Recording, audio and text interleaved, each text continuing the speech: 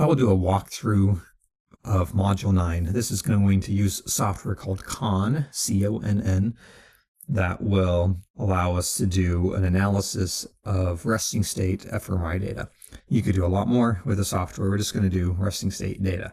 Now, the data for the class for this module are in the Share Data Module 9 directory. What I'm going to do is copy this to a new location. I'm going to show doing this on the command line, but you could check the box by here, hit copy move, go to the location where you want this data to be. That should be within your own directory on the class drive. And then once you're in that new location, then you hit copy. Don't hit copy before you're there, or otherwise you'll receive some errors. So I'm going to do this from the terminal. And we're going to show this in, I'm going to try to do it in as few steps as possible. So my directory is on the class drive, and then under share, and then my Gator link ID. Yours is very likely in share students, and then the Gator link ID. But first thing I'm going to do is I'm going to make a directory in blue, and then the class drive, and then share, and then my directory. Again, you need to make sure you're in your directory. Don't try to make this module 9 folder in my directory. So you're very likely in share students and then your ID. I'm going to make that directory. I'm going to make one called this module 9. And then I will highlight this, and it will automatically copy it.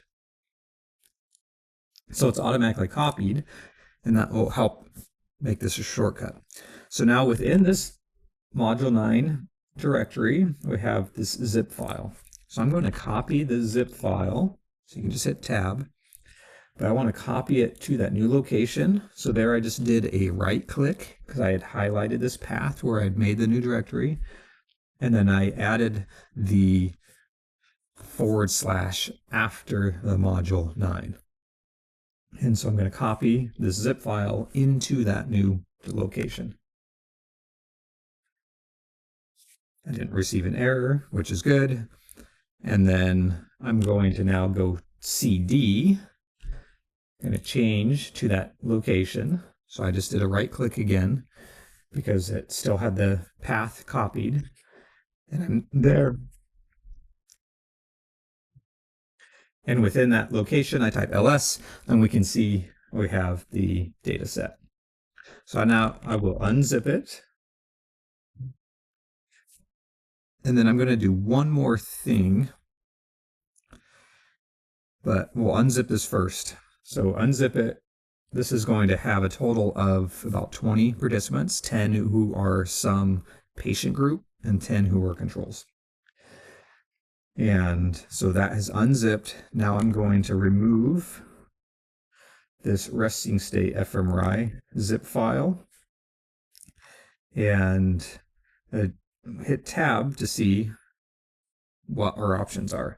We don't want to remove the directory. I just wanted to delete this zip file. Again, only do this in the folder that you copied that zip file into. So I'm going to remove it, and that's just to free up a little bit of space, just to keep everything a little bit more organized. And so now within this location, I have a directory called resting state fMRI _ class. And within there, we have our participants. And this will have the data that we need for the analysis. Okay, so we can close that. So again, I've copied from here. I'm in the new location. And now what I'm going to do is open a MATLAB session. And so I had already gone over to Interactive Apps, MATLAB. And then here's what we're going to do to run this. So in this case, I'm going to request 2 cores. We could actually get by with 1 for this. We'll show you why. But I'll do 2 cores, 32 gigabytes of RAM, which is more than we really need, but it gives room. And we use the class account. and then we'll request burst access just to free up resources. So that should be a Psi 4930 should be in your Slurm account, and then under QoS you should have Psi 4930-B. I'm going to request 48 hours. So this will take a little bit more time to process. Most of the time it's just the computer doing its thing, but you very likely want to give this probably a couple of days of time. So that 48 hours. So we'll click launch, and we will wait for this to start. So this will be a process. Again, this could be anywhere from seconds to minutes or longer depending on availability of resources, but it shouldn't take very long. I'll come back when it's ready to launch. Okay, now it's ready to launch. So I can come and click Launch MATLAB, and it will load. This might take a minute sometimes to load, so just be patient. If it's not seeming like it's loading right away, just give it a little bit of time. And so once MATLAB is open, this is 2024B, then we're going to do a couple things to get this set up. So first thing I like to do is navigate the class drive, and that's going to be 4930 share, and then I'm going to go into my directory. Okay, so remember, go to your directory. I just did that really fast, but you want to go to, in this location, go to blue Psi 4930 share, and then probably student, and then your directory, or wherever yours is that you've been using. And so here's that module 9 folder. And you don't have to go all the way in there, but you can. You can double click over there on the side if you would like to. And the other thing we need to do is we need to set the path. Now we need to make sure that we have both SPM12 and CONN available.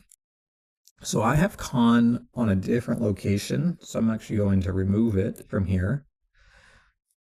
And then we're going to add CONN. So you should have SPM12 already. That should be in the 4930 share data NeuroTools SPM12. If not, you can add that as well. But let me just remove it. Don't do that if you have that there, but I'm just going to show you. If you don't have MATLAB set up to go to SPM12 and to CONN, then it should look something like this. And then you can just go to add folder. And now in this case, we're going to go to share data and then into the NeuroTools. So here's an SPM12 folder and a CONN folder. So we're going to add SPM12. Again, if you already have that, you don't need to do that step. So I'm just going to click on it and click open. And then I'm going to add CONN as well.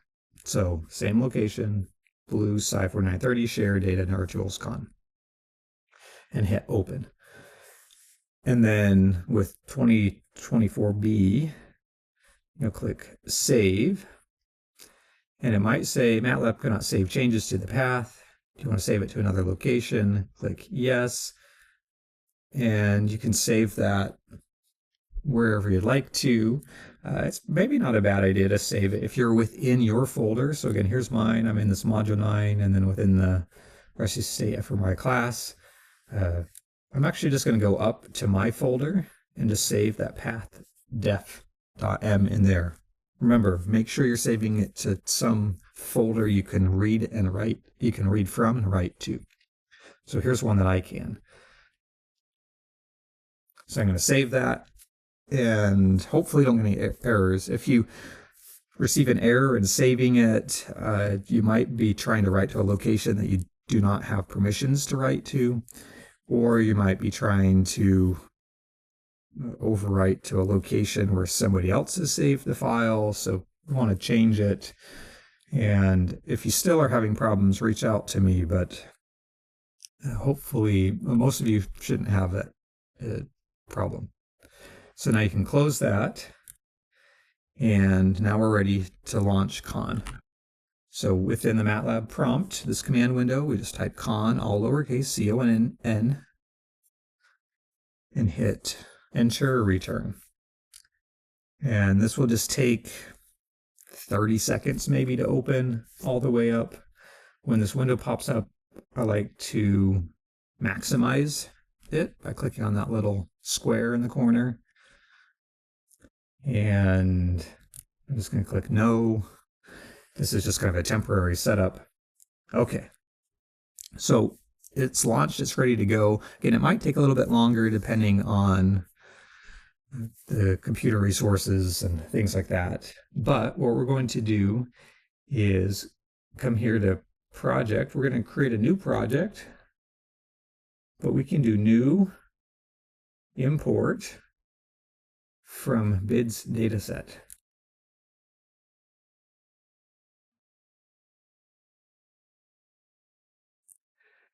And so if you had changed location already to where your Rusty Say fMRI class folder was, then you're going to be in that correct location. You can go into derivatives, which I would recommend. Make a new folder in there and call it CONN. Open that and then just save this CONN project. You can rename it if you want, but you can just keep that default name. I'm going to click save. And so what we want to do is select the bids root folder. I'm already in this location. So right here, this Rusty Say fMRI class. I'm actually go up one directory and click select. And meaning I went up into my module 9 and then the Rusty Say fMRI class. Said one folder selected, 80 matching files, okay. And what we should see is subjects.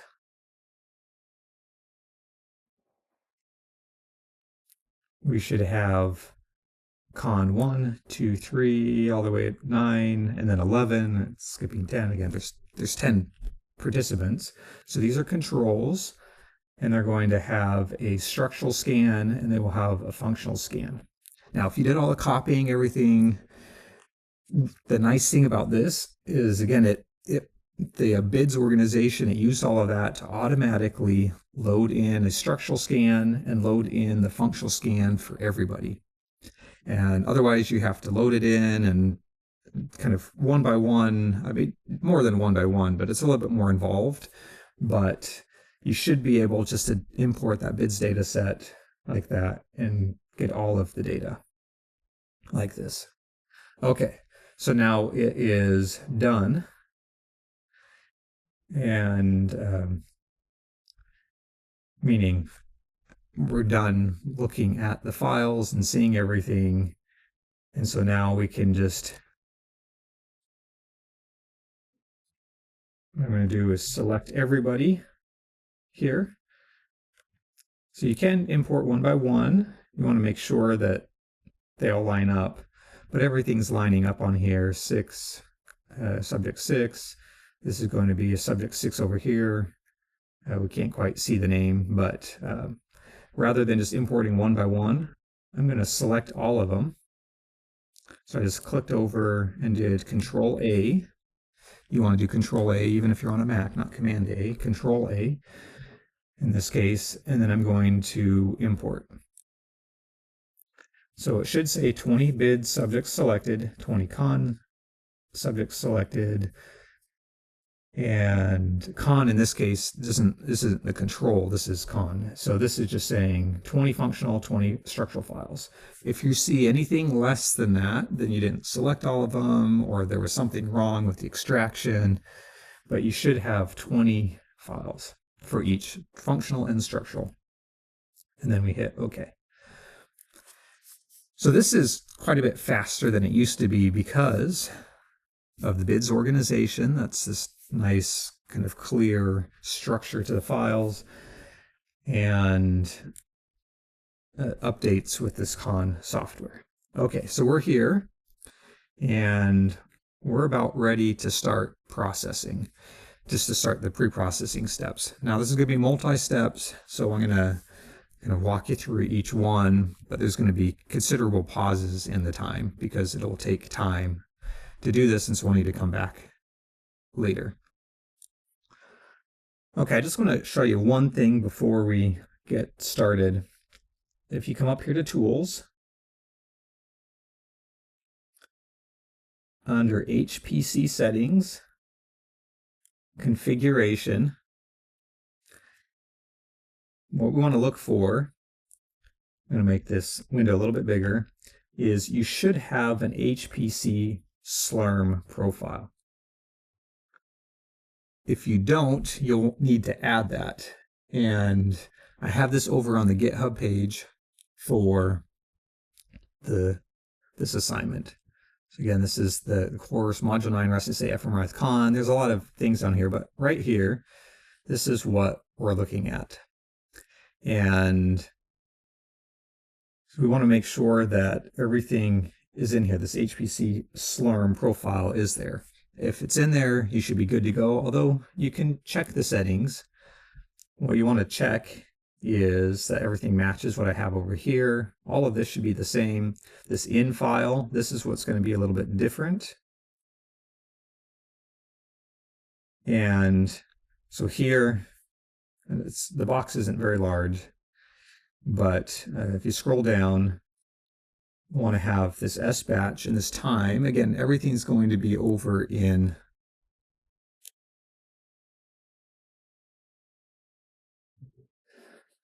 here. And so really this is what's going to go in the in file. You want this S batch time, 28 gigabytes of RAM, and then the class account with burst. Now I'm not going to change mine.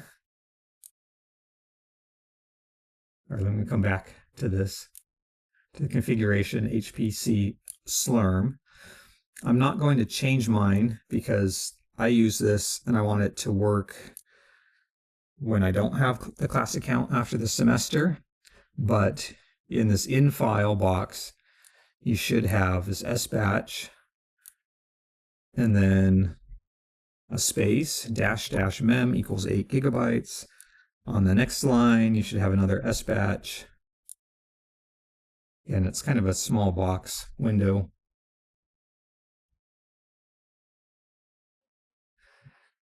Here it is a little bit larger. And then the mem equals 8 gigabytes. And then account equals, and you should have psi 4930. And then on the next line, this S batch --QoS equals psi 4930-B. Again, all of those are on the GitHub page for this module. And so you can create a profile. Again, if it was like a null profile, you can't really see, there's nothing in there. If you don't see the HPC Slurm profile, what you do is you click on New, and you can rename it, so you can give it a name. So you would need to give it a name. You can just call it HPC Slurm. And then you might need to fill everything in here. You can copy and paste from here. So this S batch should be like this. You can right-click that. You can copy it. And then we'll pretend there's nothing in there. You can click on the arrow on the side. The clipboard, it should have that. And then I can middle click with the button. A little harder to sort of right click and have it filled in. So this is easier to do if you're using a mouse with the scroll wheel or something that you can middle click. If not, there are workarounds, but that's going to be the easiest in this case. If you need help getting it set up, reach out to me. But or you can just type it in. Just make sure it matches exactly. And you go through everything and you do all of that, make sure all of this is filled in, again, with the class account and QoS in here and not my account, and then you would hit save. So that's if you don't have an HPC Slurm. If you do have one, you want to look at it just to make sure that it has these settings. The time, this is 20 hours, memory 8 gigabytes, and then the class account. And so this one, I'm just going to delete that profile. Again, don't delete the actual one. That's if you don't have it. Again, that can be walked through on here. Okay, so you're checking it for that, and then we should be ready to go. So the first thing I like to do is a look at the data. So go to structural. This is the T1 scan. You can click through each of the subjects and look at the scan to make sure something was loaded, something should be loaded. If you're kind of doing that bids import, we have all of this functional scans here for the subjects. Notice it just says subject 1 through 10, and this 11 through 20. It doesn't give you the IDs, and so you need to make sure you understand the order. So 1 is CONN 1, so it goes in order, but subject 10, for example, is this control 11, not number 10. And that was just because that was the data that we're using. And so that's important for when you're doing analyses, but we won't worry about that for the homework. Okay, so everything should be loaded. You don't really need to do anything else with any of this right now. So we're ready just to do the run pre-processing. So you can click on that. We're just going to do default processing. So that's going to be highlighted. You just hit OK. And then we're just going to make one change here. The only thing we're going to change is distributed processing run on HPC Slurm. Now, if you don't see that option, that means you don't have an HPC Slurm profile. You would need to go back under the tools, like I was walking through, and make sure that that's there and set up. And once that's ready to go, so if you have that all set up and you see this run on HPC Slurm and it's set up correctly, then what you can do is just click Start. And I'm going to make this larger just so we can see number of parallel processes. So we have 20 participants. Here's where the power of HiPerGator comes in. We can run 20 jobs at the same time, meaning we can get them all done at the same time. So I'm going to change that to 20 and hit OK. And then here we need to select what these data are. Now, this would be something that you would need to know before you do the analysis.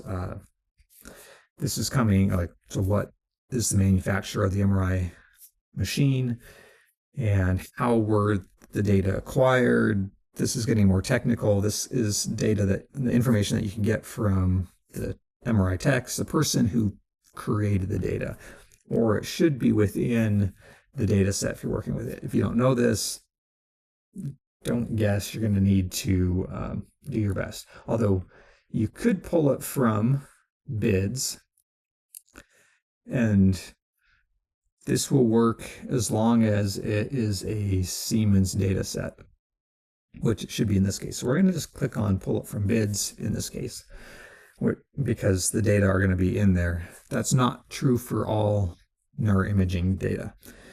Yeah, again, that gets to be more technical and advanced, but we do need to make sure we know how the data were acquired. If you really aren't sure, you can skip what's called slice timing correction, but best practices are to do it. So we're going to see if we can pull it from the bids. I'm going to use conservative settings on this box and hit OK. And change nothing there, hit OK. Smoothing of 8, keep default, hit OK. And now this is submitted the jobs.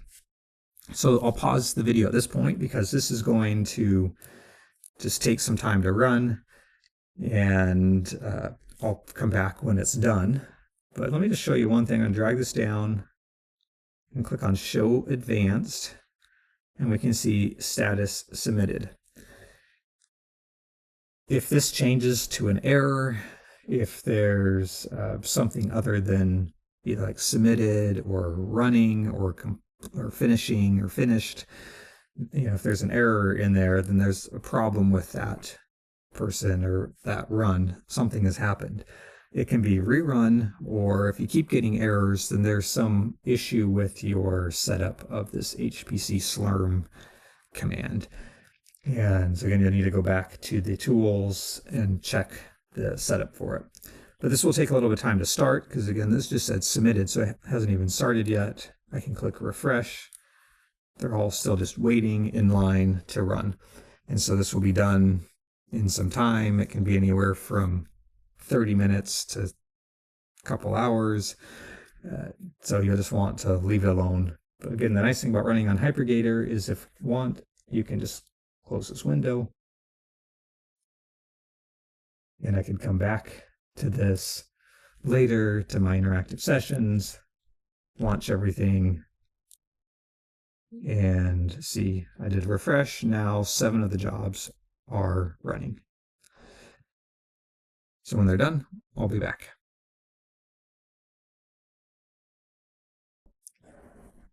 Okay, we're back. This step only took actually about 10 minutes to do. This was just the first level of pre-processing, and back here I clicked refresh. It said I finished on everything. One of the things I want to point out is the functional scans for everybody are now in the same space. They've been transferred into a kind of a standard space to look at the brain. They've been blurred, smooth, and so we can see all of that for each person. If we click on the structural, we should see that the skull has been removed and they're all in the same space.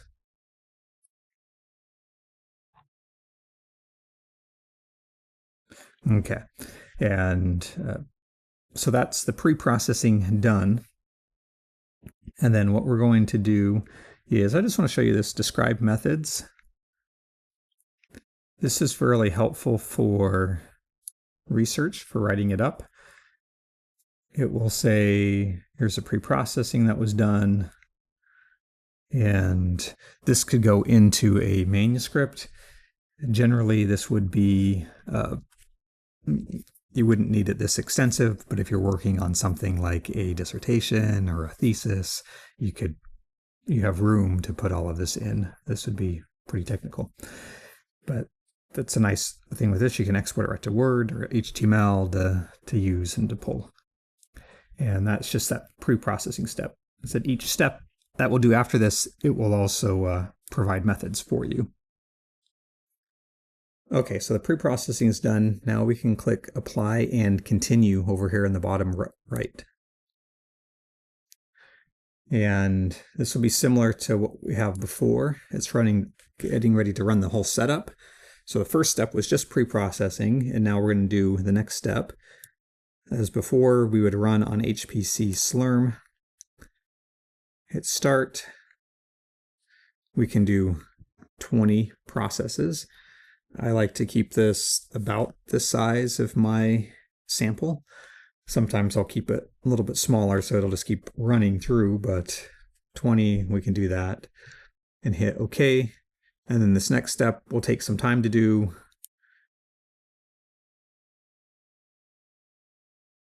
And this window's a little finicky. But so this is going to be submitted. We can refresh it. And so I recommend checking every 10 minutes or so just to see if anything has finished. And you click refresh. And then once this next step is done, then we'll continue on. Okay, the next step is done. This took about 10 or 15 or 20 minutes. And so now I can click finish. And it's going to take a little bit of time because it needs to merge all of the data back together, meaning this ran as 20 different jobs. It needs to make sure everything is back in essentially one big job. So this is going to take anywhere from some seconds to some minutes, and we'll show you what this looks like once we're done. Okay, when I clicked on it, you should get this creating QC displays and other information popping up. And I just had to go click on the Setup tab again and click on Finish. And so now this is doing a little bit of work that's going to give you data about the quality of the scans. And if you're doing this for research, then you're going to want to kind of look at this very in depth and figure out what it means. Essentially, what this is saying here is there were 3 of the participants who had too poor of data that they should be excluded. This, because I was saying data sensitivity score, if you have this N of 17, it says exclude 3 subjects with outlier scores, meaning they moved too much during the scan. Something was wrong with their data. And you would definitely want to do that if you are doing this for research. For our purposes, we're just going to just kind of keep going and do all the defaults. But again, more advanced as you would go when you would remove them. Now we can go look, let me just point out a couple other things on here. So the subject 1, well, one of the things that we're looking here, this distribution of connectivity values after denoising, it should be very normally distributed, meaning centered around 0 and look like your standard kind of normal curve, this Gaussian curve. And so before, after, so that did a good job of it. That did a pretty good job for 2. Anyway, for all of them, we can see that it changed. So that would be one thing that you're looking at, is if that's centered around 0. And you do that for everything. Another thing we look at is the smoothness of this time series down here. So this is a map showing what happens after it does all this denoising. So functional imaging is very noisy, and so it has to do a lot of processing to clean up the noise. And you can see here that there's this clear band, darker colors, lighter colors, and that has been removed. So that's another thing I look at, is after denoising, does the time series look like it's more homogeneous in color? Do we not see these stripes? And so everything is looking pretty good for those participants, before and after. But again, this is saying there's 3 people who should be excluded. And there's more data here that you can click on.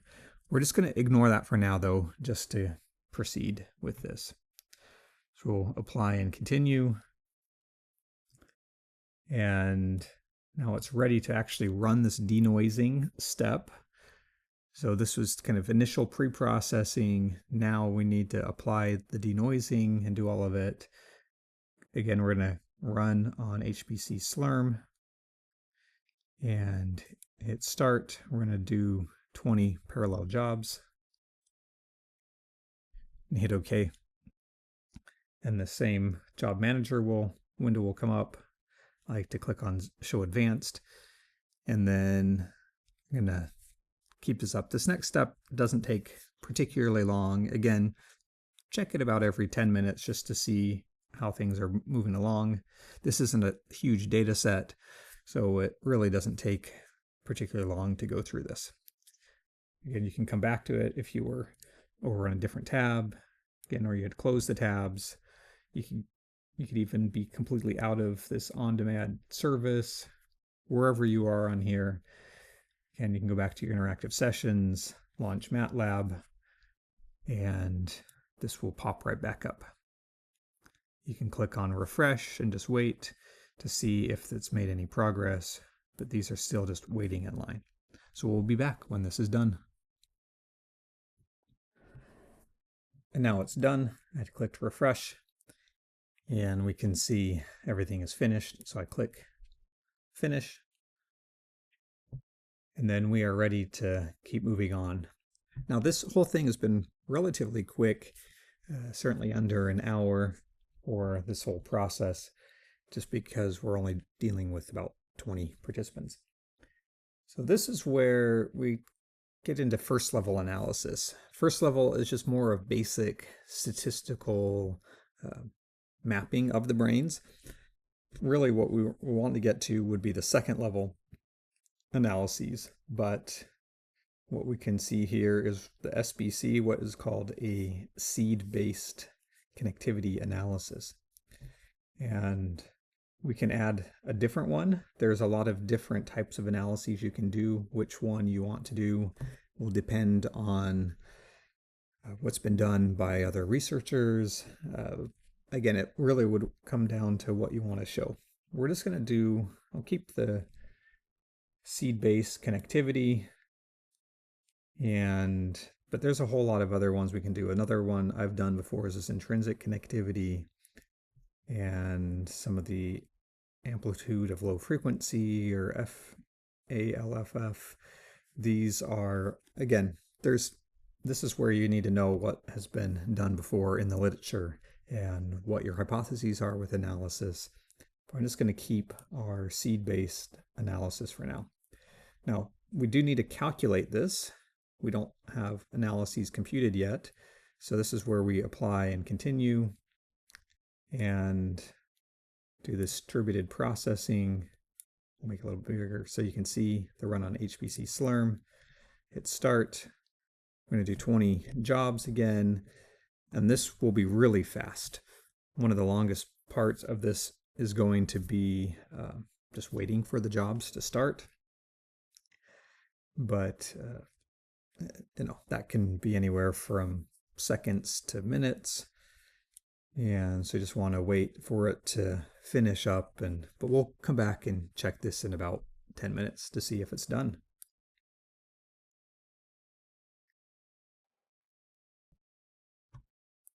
Now this next step is done.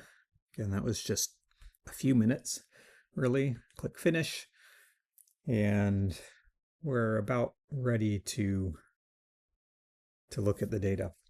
So notice here we have what's called subject effects. We have all subjects, that's n equals 20, and then we have it exclude outlier subjects. It's giving a warning, and we could even just click on that, and we'll ignore the warning for now. But when I click on both of these, I just want to show it has only 17 people. So essentially this is a kind of a covariate. This is an effect that says here are people that we should exclude. Now this is where you would have all of your covariates. You would have things like group membership, you would have age, sex, some behavioral data. All of that should show up in here. And where you add those are going to be over in the setup, and these are your covariates second level.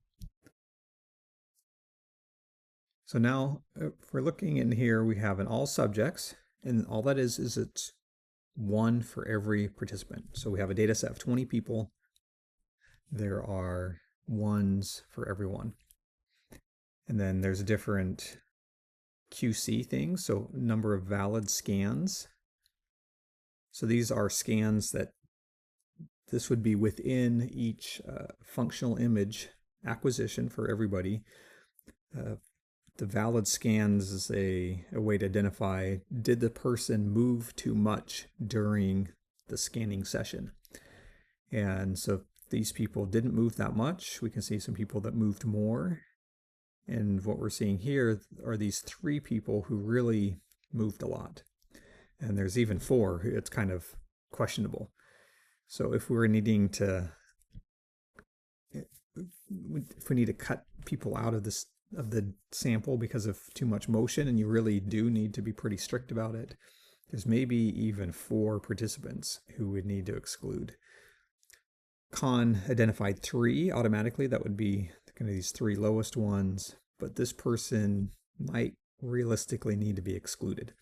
Now we're not going to worry about that because this is just a learning exercise, but generally what you want is with resting state data, ideally you have about 5 minutes of resting state data that is left. And so if your scan started with a 10-minute scan, that means somebody could have moved too much for about half the scan you still have some usable data. Now that's kind of pushing it, but that's sort of a convention that has been used. And so that is what this valid scans are, that value here. But now this is where we would want to put in other covariates. So you could put in age, you can put in, again, sex, whatever. What I will put in, and we can just do this manually because there's not very many people, is we just want to put in group. So this one's pretty easy because we had 2 groups. And so that means we had a control group and a patient group. And the control group and patient group, if we remember, the control group were first in the list. And so we can kind of see that under here on the setup. So subject 1, this CONN over here, in this case this is control. And so we have 10 controls. And then 11 on, or these are the patient groups. And so under the covariates, just so we can do a group analysis, we can set it up like this. So there's multiple ways you can do it. We can do 0s and 1s, and 1s and 2s. I generally like to do 1s and 2s for this. And then I'll do some other ones like this. But really, again, ideally you do this in a spreadsheet and you can pull the data in, but we can just type it in because it's only 20. So what this means is we just need 10 1s and 10 2s.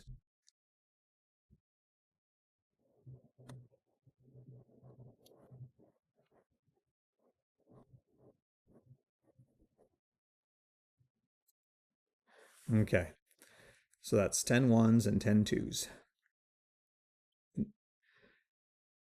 And so that's just our group membership. And then we can do all sorts of other contrasts, but that's enough now here just to see, okay, can we get any, would we be able to get any results? Just, is there a group effect here in the data? And so what is the group? Again, in this case, it doesn't matter what it is, but we just have a group of patients and a group of controls. So does the resting state pattern of their kind of this brain blood flow signal, does that differ between the 2 groups? So I added it. And I'm just going to say apply only changes in covariates. And so that's just was saving that covariate. We don't need to do any processing because this is just adding numbers that we can use in analysis. So I can go back to results second level. And now we can see here, we have all subjects and group. Just for simplicity, we're going to do just the effect of group. Now, the tricky thing with using CONN on HiPerGator is how do you multi-select? And I can select 1, I can select all 3. And how do we get rid of that middle one? So here's a little trick. If I come over here, I can click on show extra keys. I can do control, and then I can click on the effects I want. So in this case, I'm going to do all subjects and then the effect of group. And then that way it can skip this variable. Again, we're just going to look at all 10 people, although really we need to exclude some participants. And so now what we want to do is an analysis. There's 2 options. There's what's called seed to voxel. That would be, okay, we can look at one part of the brain.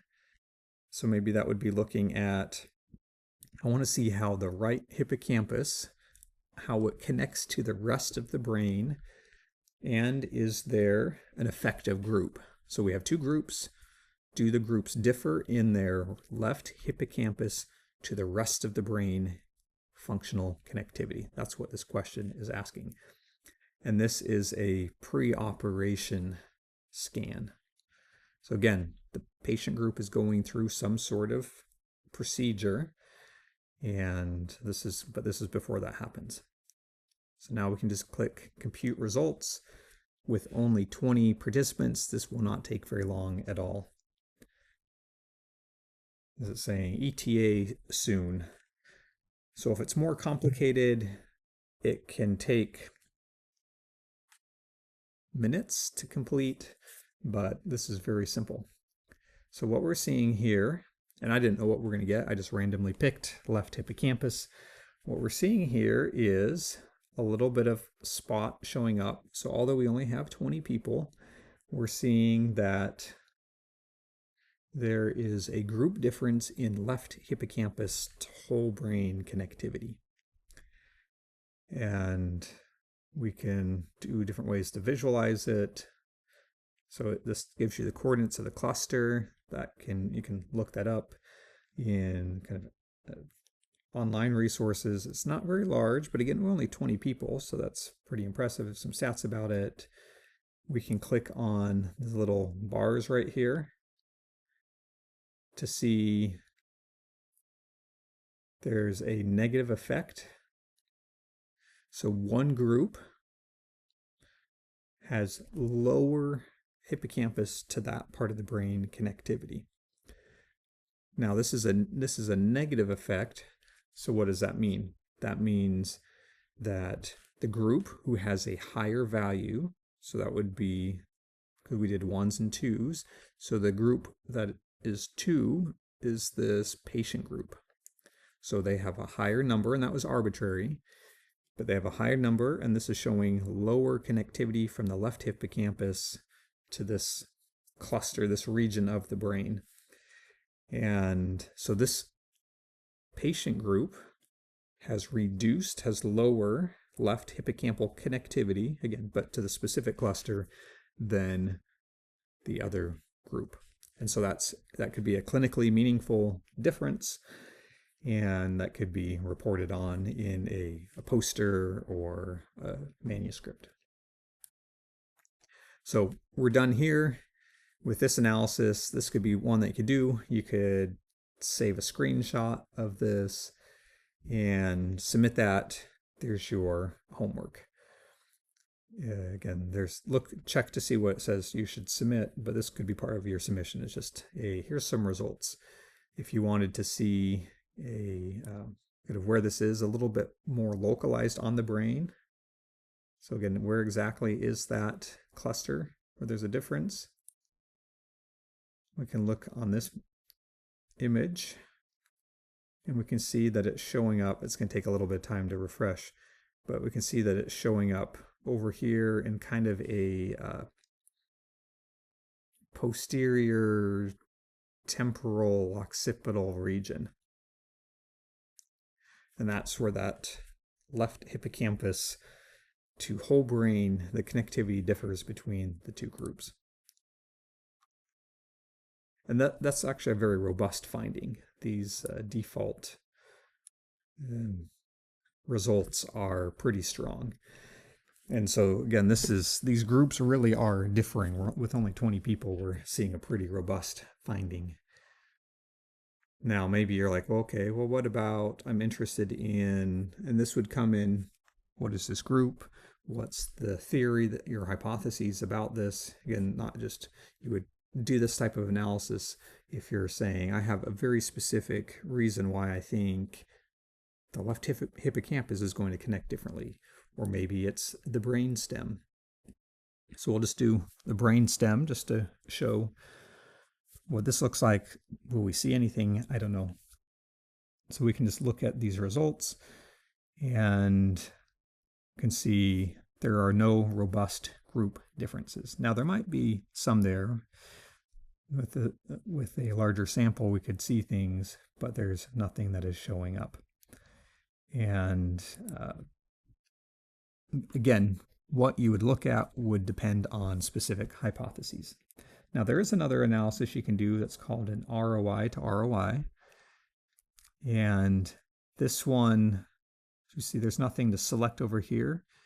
You set up your analysis. So we're just looking, is there a group effect here? And now we're going to compute the results. So this is going to look at more than 10,000 different connections in the brain. See, there's a lot of sources that this is looking at, and this is going to do essentially kind of this whole brain connectivity.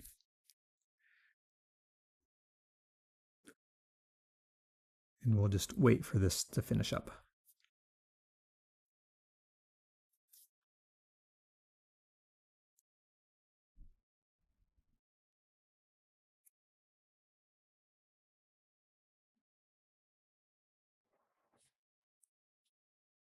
You can see it's still loading.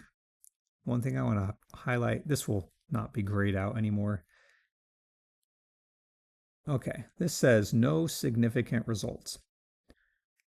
Now, the problem with this analysis is it automatically did 564 regions of interest, so different parts of the brain. Did a total of 317,000 connections, contrast. So it basically t-tests. It did more than 317,000 t-tests. And so with 20 people, you correct for multiple comparisons, this is going to wash everything out. We're not going to see differences here unless the groups are really, really strikingly different. And so this is really actually kind of an inappropriate analysis. The default, but it's whole brain. It's looking at a lot of parts of the brain. It's doing a lot of analyses and correcting for multiple comparisons. And we should not be surprised that we're seeing nothing. Now, in here, there's built-in atlases. So there's this atlas, that's kind of structural parts of the brain. There are what are called networks. So this would have some of these classic networks. Some of these we had mentioned in class. So a default mode network. So that is often a good thing to look at, is if these classic resting state differences, do we see anything that is going to be different between these two groups? So I can shift click just the networks.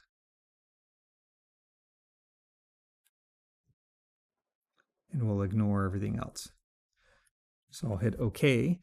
And now we're just going to look within specific networks and between these networks. And so this will update, and we'll see over here on the right, we will have 32 regions of interest, but it's still a total of almost 1,000 connections. And we're correcting for 1,000 t-tests essentially. And so it's going to be really hard to see any significant results. Now, if you had a larger sample, then it's likely we could see something, again, if these groups really are differing in something. So let's just pretend this is a group of Alzheimer's patients versus people without Alzheimer's disease. And there's ways to kind of look at it. Now, what I'm doing here is making the statistics much less robust. In this case now, we're just saying of these 992 connections, we're going to accept everything that has a p-value, kind of this t-test difference, that is less than 0.05. And this, again, not publishable, but this will tell us and show that there's some differences, and we see actually quite a bit of blue and some red, a little bit of this orange and yellow. So what does that mean? Remember, this is the direction. So we had coded the patient group to be a 2 and the control group as a 1. So if we have a positive effect, that would be in the kind of yellow, orange, red colors. That means the patient group has higher connectivity. Negative is going to be blue. So what we're seeing is a pattern here, though. The pattern is that there's a little bit more blue than reds and kind of the yellows, meaning these cool colors versus the hot colors. And so that will show that little bit, this group, whoever they are, they have less connectivity on average within the networks. So that's just kind of an exploratory pattern. we can get a sense. There's different ways to look at the data and to kind of see the effect size and all of this, and that's just what this is showing. And so this is being much less stringent in our stats. Again, not very publishable. Worst case scenario, meaning you don't have a large sample size, you want to look at some semi-robust differences. Often what we do is we just threshold this at 0.001.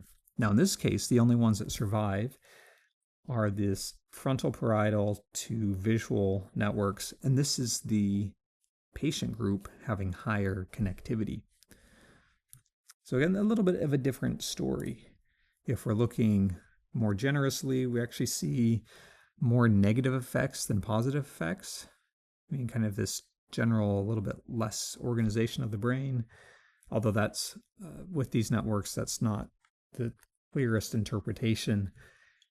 But the strongest differences are this kind of stronger connectivity between this frontal parietal network. This is the kind of lateral prefrontal cortex.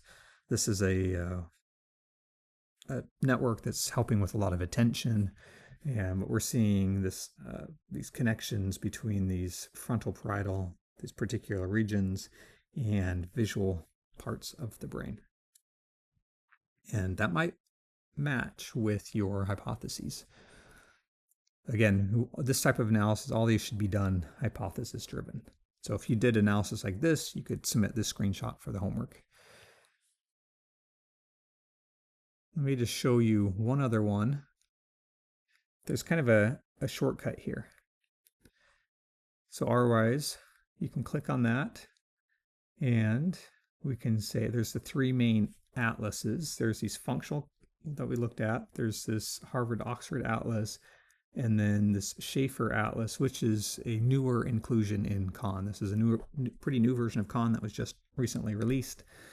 And this Schaefer atlas is a newer inclusion.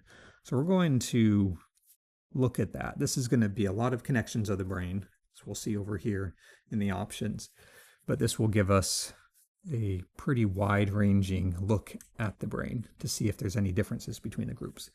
Okay, now we're not correcting for multiple comparisons. We're looking at almost 160,000 comparisons. So again, t-tests. This is 400 regions of interest.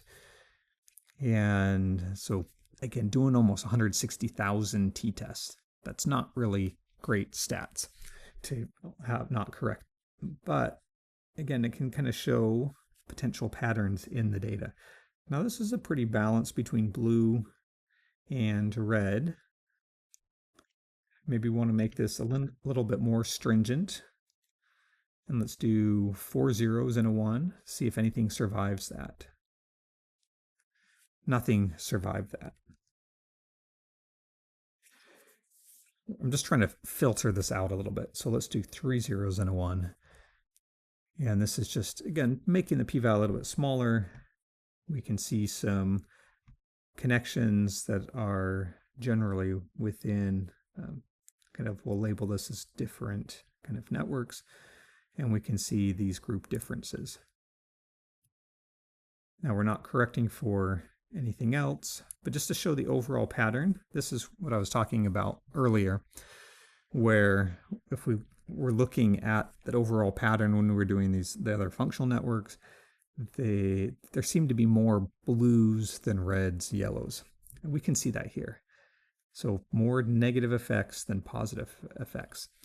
And so what that's indicating is, although these aren't going to survive any sort of robust statistics, this is showing that this patient group is having generally reduced connectivity between regions of the brain. And so that would indicate typically a greater disorganization of the brain. And that's kind of indicating that something is happening within the brains on average of these participants, these patients, that has changed the normal functioning of the brain. Or if this was a developmental group, that they're developing differently, this developmental stage and the brain development that's just happening differently. Again, you have to know about the group to be able to interpret it, but this is a nice way just to see a pattern of group differences. That one group, this patient group, really is dysfunctioning at a brain connectivity level. So those are a few basic analyses, but that's the walkthrough. That's enough to get you through for the homework and get you started on future analyses like this. The last thing I'll show you, it's not a bad idea to do this along the way, although there's some auto saving. I just want to show you how you save this. So that way, if you are running out of time on the request for the MATLAB session, you want to make sure that it's saved. So if you come over to Project, Save, you can just click on that every once in a while, but it will auto save as you're going through this. Again, the nice thing is this will give you a write-up for your analyses. So here's the results. And this I said group level analyses were performed using a general linear model. And here's all of what you would do just kind of as your methods. Of course, you would want to make sure that you're sticking with this. Really, to publish, you need to be able to do a little bit more robust statistical analysis, the correction for multiple comparisons. But I just want to show you again, you save that to do it. And if you wanted to, if you're all done, you wanted to close it, you can close this. You can close without saving if you just saved it. I frequently just save and close. And then you're all done. But again, if you were starting fresh, I just want to show you that as the last thing. Under Project, you can open Recent. It should show up. If it doesn't, then that would be kind of odd. Otherwise, you can just click on Open. And as long as you're in that location, so again, for me, if you're not there, you navigate to where your data are. So derivatives, CONN, here's this project matrix file. You would click Open, and it would check to see if any of the data files have been edited or moved, which shouldn't be the case. And then you're back there. You can go back to results. You could run other analyses, and you're back and running everything. So again, as long as the file saved and the data are sticking in one place, that's a pretty easy process to do. And notice it even has the same covariates selected. So that's it.